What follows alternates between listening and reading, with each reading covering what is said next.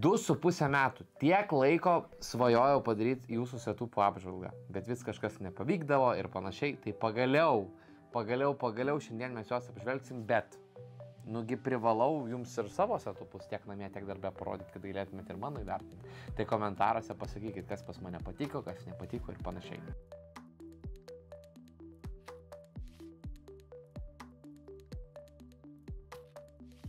Tai susipažinkit su mano darbo setupu, kad ir kaip norėčiau, dėja negaliu pasakyti žaidimų setupai, nes nors ir laptopas buvo iškeistas į stacionarų, nuo tada jį naudojau gal kokius 2 kartus per 2-3 mėnesius, bet vis tiek darbas prie šito kompo užima daugiausiai laiko per dieną. Na ir taip pat, kai jau apsidirbau visus darbus, turiu važiuoti namo, nes tada su antra pusė turėsiu problemų, kad per daug darbę sėdžiu. Taip, apie pačius parametrus. 2 ekranai, gigabitas 4K, 32 coliai, 104 Hz, BenQ 2,5K arba VQHD 104 Hz, RK100 Royal Kludge'o klaviatūra. Man labai patinka klaviatūros, kurios užima tiksliau mažiau vietos, bet turi visus mygtukus. Toliau, HyperX ausinės, Fifine mikrofonas. Gavos, kad šitas kameras A6000 pirkau filmuot šių metų pradžioj mūsų turinį, bet vėlgi, kas matėt pirmosius epizodus, matėt ir jų kokybę. Ta kokybė manęs toli gražu netenkino, tai pasidariau kaip streamo kameras. Nu ir apie patį kompą. Tai matėt, kaip rinkau savo kompą, bet šiokie tokie pasikeitimai jame įvyko. Tai surinkus kompiuterį ir ilgiau pažaidus vaizdo plokštė užkepdavo ir daugiau negu 80 laipsnių, teko daryti kažkokias išvaizdas, kurios yra įdėti tiesiog papildomus ventiliatorius. Numečiau 10 laipsnių nuo bendrinės kompo temperatūros, langą nuėmiau stiklą nuo kompiuterio dabar tik dėl to, kad geriau matytumėt. Tai dar į kompiuterį įsidėjau ekraną, kuris rodo papildomus parametrus, kompiuterio apkrovas ir panašiai. Man tai yra tiesiog patogiau, tokių ekranų galite įsigyti pas mane, didesnių, mažesnių, jeigu reikės prašykit. O šiaip antras ekranas, vertikalaus sprendimas man yra labai naudingas tada ir ypatingai aš pagrindinai naudoju, kai reikia paštui, Viberiui, Facebooko Messengeriui ir panašiai, kur yra labai daug chatų ir tiesiog taip pakreiptas ekranas tau rodo daugiau chatų į vieną plotą. Labai norėčiau tokį setupą turėti namie, tada tiesiog tiek daug ilgai darbe nesidėčiau, bet dėja butas nuomojamas, vietos nėra, tenka sukti su tiek, kiek turiu visko. Kadangi mėgstu lėtesnių žaidimus, kur reikia pagalvoti ir panašiai, tai man ypatingai patinka žaisti pakritus, taip pakrinti savo ramiai, net ir šitam žaidimui klaviatūra nėra būtina ar ne, ir savo pabiški žaidį. Pamatėt galutinai, kaip jau pas mane darbė visas tas setupas atrodo, tai keliaukime į mano namus. Nu tai užėkit pas žentelį į svečius.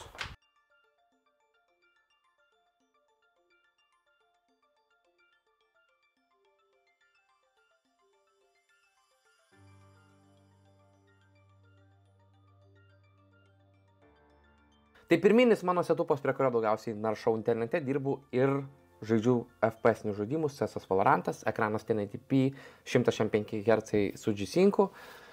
Pats kompas, kaip matot, yra nestandartinis, jau video tekę matyti, man reikia kompą pastoviai dažnai ardyti, nes keičiu komponentus. Šiuo metu jau gal kokius 4-5 mėnesius apsistojau ties geros kainos ir kokybės santykio kompo su Tram 8 i 910-910, Tram 2 GB RAM, DDR4, klaviatūra RK84 iš Royal Kludge'o, Keichrono M3 pelytė, mikrofonas, nežinau, Arnas iš 3 lentynos atidavė, šiaip labai gerai veikia, koks šlepila.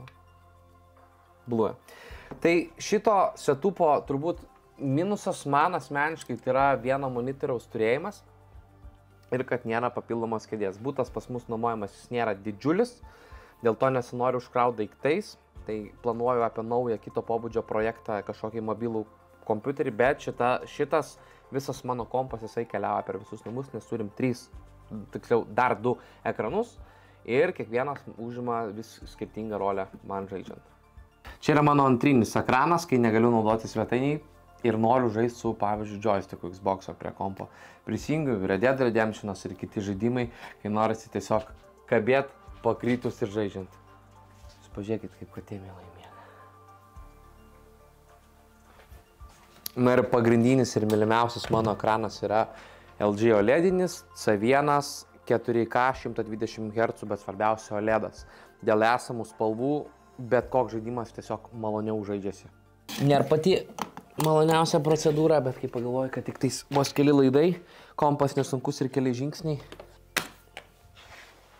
Šiaip telikas man yra mažas, 55 colių. Turiu omeny, teliko dydis nėra blogas, bet mes sėdim per toli.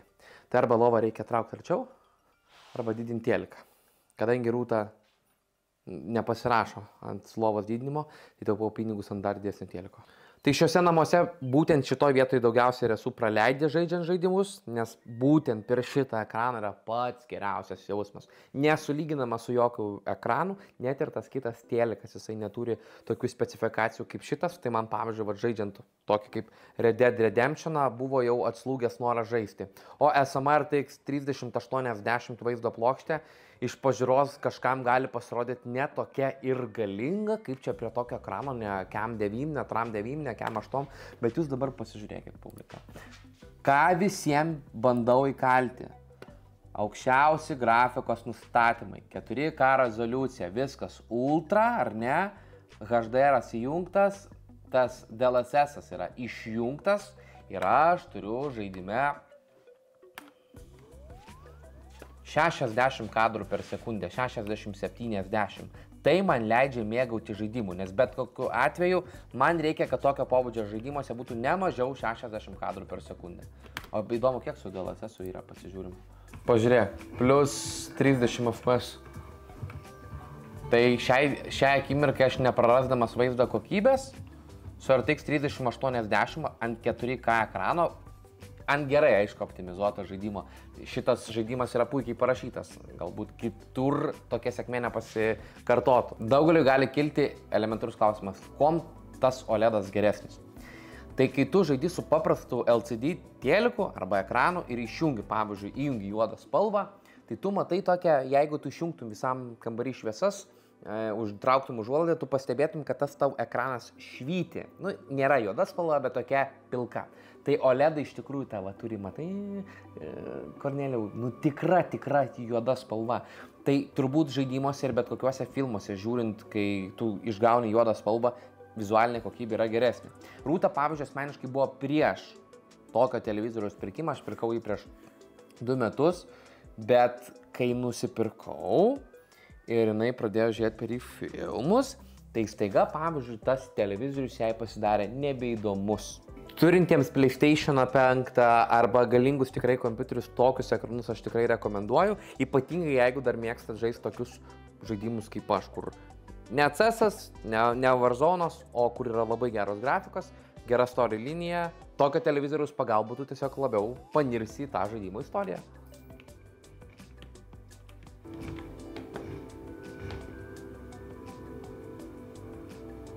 Daugeliu galim pasirodyti, kad labai daug žaidžiu kompu, bet realybė tokia. Žaidžiu taip ir tai, kad Rūta sako, gal tu nori su kompu eit pažaisti. Šiai dienai daugiausiai praleidžiam žaisdami dviese su Rūta arba su draugais, Katan stalo žaidimą. Labai rekomenduoju ir jum, nes tu tiesiog kartu su žmogum sėdi ir žaidi kažką vietoj to, kad sėdėtum prie kompo. Ieškokit visose parduotuvėse. Mane užkrėtė, kaip nuvykom į užsienį pas draugai ir šiai dienai. Nesumeluosiu, kokios 3-4 poros draugų jau įsigijo šitą žaidimą pažaidę su mumis. Tai po biškį Katanas plinta, kas yra žaidęs, tas žino, koks jis geras, kas nėra žaidęs, sužinos, įsigijęs jį.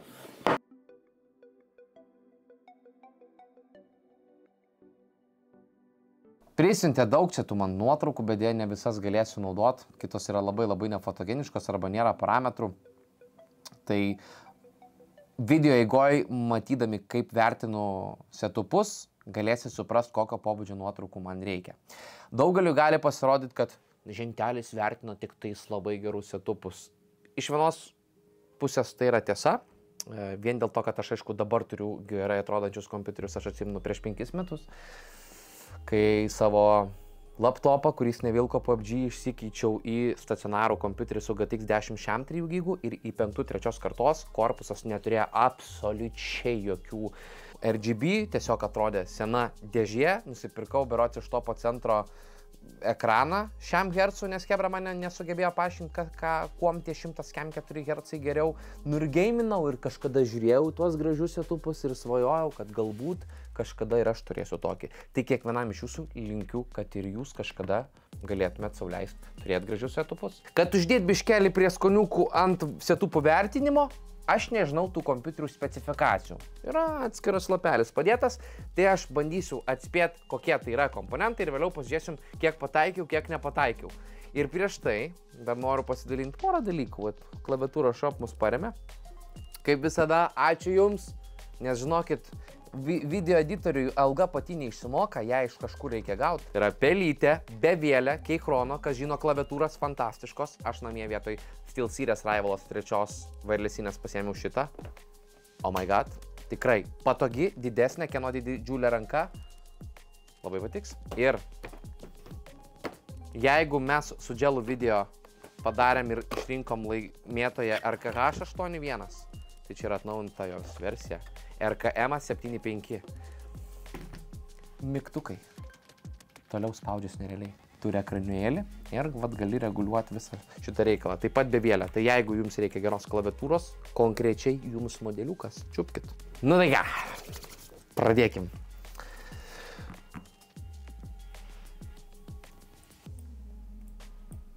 Čia jau man cave'as su ginklu, su senomis konsolėmis, su modeliukais, su 3 ekranų setupu. Matosi žmogus, kur koncentruos. Matosi laideliai, bet aš asmeniškai pasižiūriu savo setupus visur, pas mane pilna tų laidų. Aš labai dažnai keičiu komponentus pas save asmeniškai. Nu, tai man tiesiog galimybė išlaikyti tvarkingus laidus yra neįmanoma, nebent aš noriu labai daug laiko gaišti juos ardydamas ir vėl tvarkydamas. Tai man asmeniškai mėtantis laidai tikrai netrukdo. Na, o setupas atrodo, ką galiu pasakyti, daugeliui svajonių setupas. Važiuojam, pasižiūrėsim, kaip atrodo tas kompiuteriukas iš nuotraukų, viską. Ok. Nu, tai jau čia hintas, aš matau, kad RTX 3080, čia taip, ok. Toliau Aoruso Waterforce'as su X-u aušinimas skystas. Sonico net pagrindinė plokštė Z69 arba Z79, jos kaina apie 400 eurų. Hebra, kiek norėtumėt, iš jūsų 3 turėti tokius kompus setupus namie? Visi kelia ranką, tai ir aš pats tokio norėčiau, tikrai.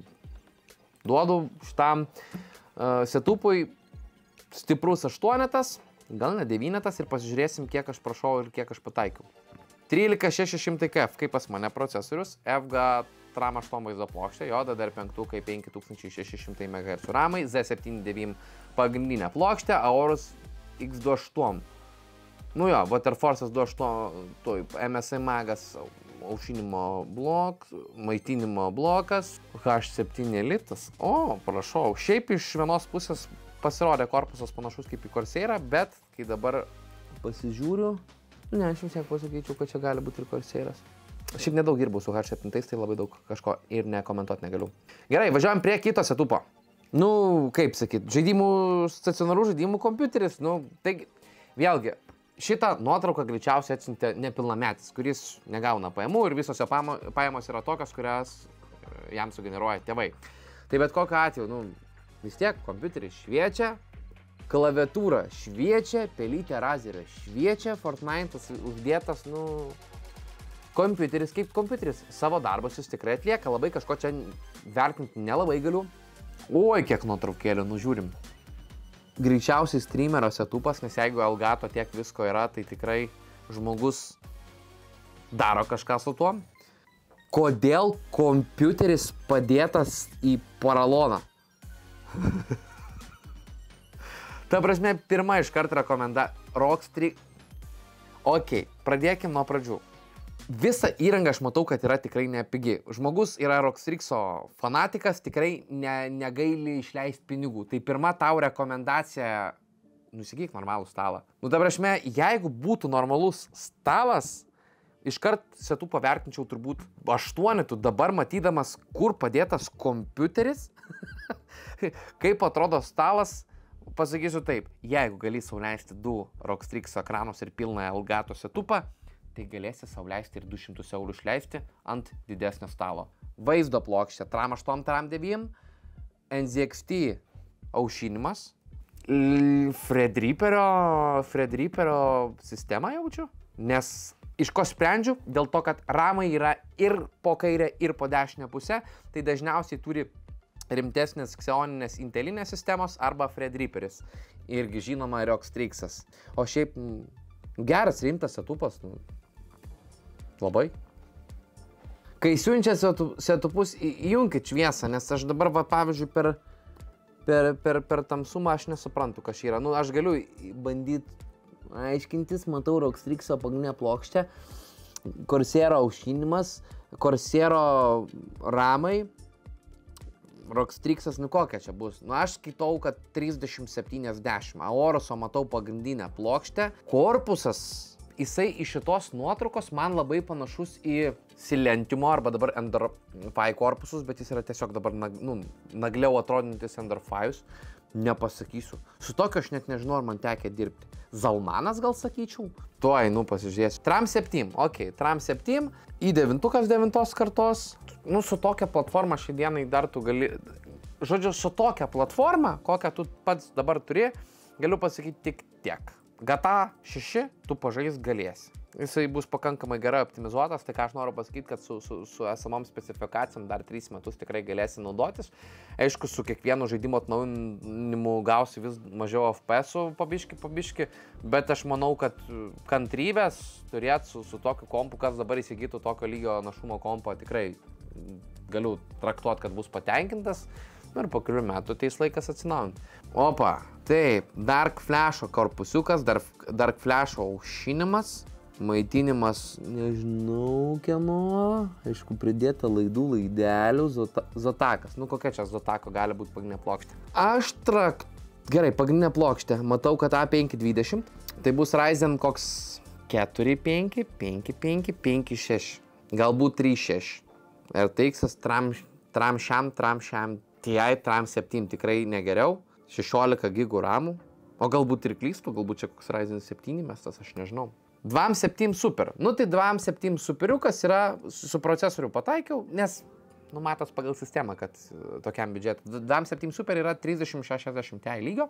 Mes patys šitos procesorius irgi pardavinėjom gan stipriai, nes jau yra gera kaina, bet visada norėdamas daugiau kadrų per sekundę, šiai dienai pirmiausia turėsi montuotis procesorių kitą. Tai rekomendacija, aišku, Ryzen 7 58X3D. Su juo tu tikrai gausi daugiau FPS-ų. Kaip tas kompiuteriukas? Nu, kompas kaip kompas. Daugelis 12-mečių gavę tokį kompiuterį, apsidžiaugtų.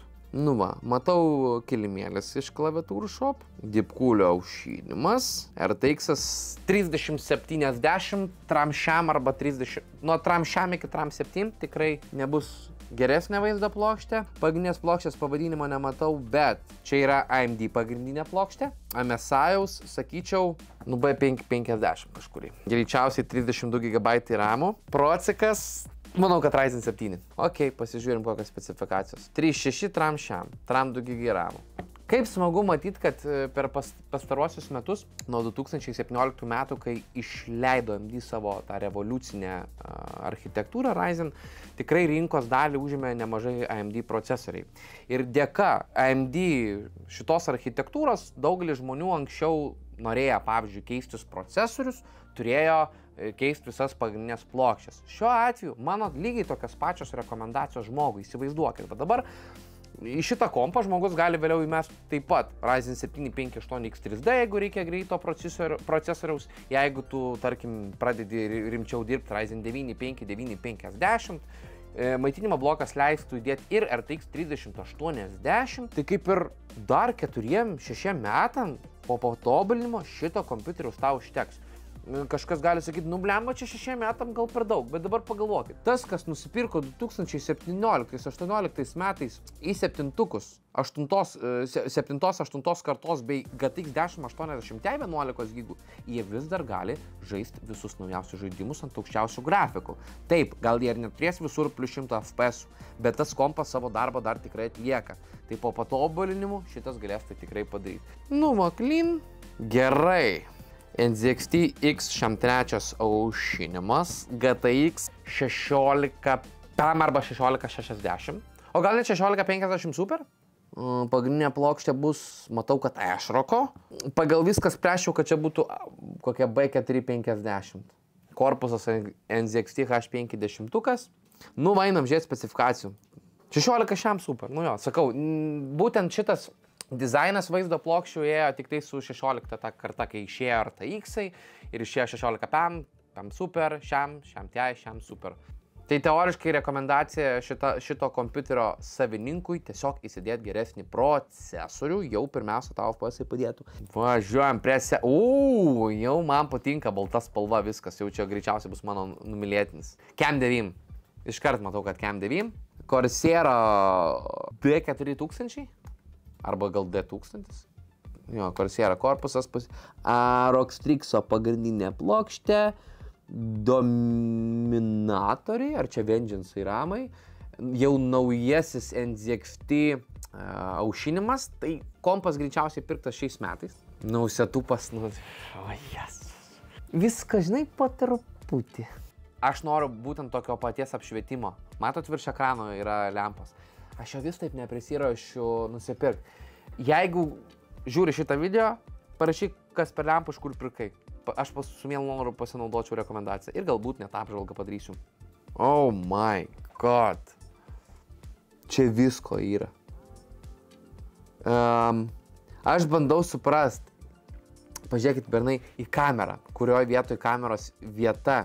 Jinai yra ant pelės kilimėlio. Man norėtųsi, kad tos nuotraukos būtų atsiųstos realistiškos, kaip žmogus naudojas. Dabar, jeigu tu naudojas taip kompiuteriu, manau, logiškiausia tau būtų tikrai kompiuterį pasidėti ant žemės. Dėl to, kad, vieta tau yra labai brangi. O čia jos visiškai nėra. Taip, specifikacijos. Kompas, matau, tikrai nenaujas. Iš vaizdo plokštės spėju, kad GTX tikrai negeriau negu GTX 1050 Ti. Tai Arctico aušinimas. Intelio procesorius 6-7 karta. Vaizdo plokštė tikrai negeriau GTX 1050 Ti. Tai 8 GB RAM arba 1 kaulas 8 arba 1 kaulas 16. Tai pirma rekomendacija. AMD platformos labai kreipia dėmesį į kiek RAM kaulų yra tavo kompiuteryje. Tai reiškia, jeigu Inteliui ar tavo sistemoje yra 2 ar 1 kaulas, labai didžiulio skirtumo nėra. Tai iš mano testų ir patirties galiu pasakyti, tu kartais nuo žaidimo iki 30 kadrų per sekundę gali prarasti, jeigu pas tave yra AMD procesorius ir 1 RAM kaulas. Tai haliavai, kaip sakyt, nemokamai gauti našumo į AMD platformą, tiesiog dėkit antrą kaulą, nes šita sistema ypatingai jautri dual channeliui, tai yra kiek RAM kaulų ir greičiui.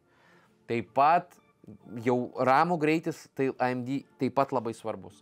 Geriausia, kad, sakykime, jeigu pirma, antra generacijos, ten labai didžiulio skirtumo nėra, 266 arba 3000 MHz, bet pavyzdžiui, 3-5 generacijos vienareikšmiškai bent 3200 MHz turėtų būti pas jūs ramai. Ką čia daugiau prikalbėsi, einam žiūrėti į specifikacijas. Ryzen 5 36, miršta ramai, tikrai, mes tos ramus dėkis kitus. Gerai, GTX 10 šiam 3 GB. Per vieną terą pataikiau, nes labai, kodėl sakiau 10 PM tie geriausiu atveju, nes aušinimas labai jos, neprastas, bet labai skystas. Dėl to tai pasako, kad vaizdo plokštės tiesiog nesugeneruoja daug karščio, tai reiškia, kad vaizdo plokštė nėra galinga. Evo 7 PM, 9.8, Arctic kažkoks, maitblokis iš AliExpress. Tikiuosi nebus bomba. Šiaip parašyk, koks pas tave maitinimo blokas, man įdomu. Sprendimas ant ekrano uždėti lauželį iškart sušildė žentelio širdelę. Let's go. Sekantis. Da taip aš nematęs. Viską sumatęs. Galvau, sakys, labai clean setupas, o čia laptopas prištabeliotas, priklijuotas prie stalo pačios. Prašau. Vietos visiškai kompas neužima. Bet čia dar reikėjo, biškelį padirbėti, prisukti, padaryti, kad taip pat viskas būtų ir laidai sutvarkyti. Iš tikrųjų, duodu 10 balų už originalumą. Čia žmogus man kompą ir skylės norėjo parodyti. O dieve. Aš sakiau, kad prieš tai originalus setup. Žinai, kaip liepia mama 9-mečius susitvarkyti ir jis viską į stalą sumeta. Nu gerai, čia perliukas, čia stiprus. Šiaip, jeigu tau reikia, nu bet tai palauk, gal žmogaus toks, jeigu reikia dėžės tau kokios tiesiog nemokamai, bele kokios, aš tau ją suorganizuosiu, parašyk man. Nu, tai jau žinau, kieno čia, Juliaus. Nu, kai nori pafleksint viską, rodai šitą setupą, nu kaip iš natų, 10 ir monitoriai, kaip man patinka, ir kompiuteris, ir vertikaliai vaizdo plokštė. Sakei, tu man, Juliau, tuos savo parametrus, atsimenu, buvo Ryzen 9, Tram 9, tai, nu, žodžiu, nu, koks skirtumas, kas tam kompiuterio viduje, nu, pasižiūrėkit, kaip tas atrodo, net nereikia, nu, čia galima, oh my god. Ties šitos setupų savo video ir baigsime. Surinkome tokias mūsų komandos nuomonę įdomiausius setupus, apie kuriuos galėtume kažką pakomentuoti. Tai tų, kurių setupas čia nepateko, nenusiminkite. Kažkada sugalvosim dar kažkokį tais epizodą, kuriame galėsime galbūt ir jūsų setupus apžvelgti. Jeigu patiko šitas video, žinai, ką reikia daryti, paspausk patinka ant video. Prie kanalo augimo gali prisidėti paspaudė subscribe. Tai galbūt patiks mano potencialiems partneriams, kurie norės mokėti atlyginimus tie, kas dirba prie šito video. Tai kaip visada labai ačiū už dėmesį ir iki sekančio.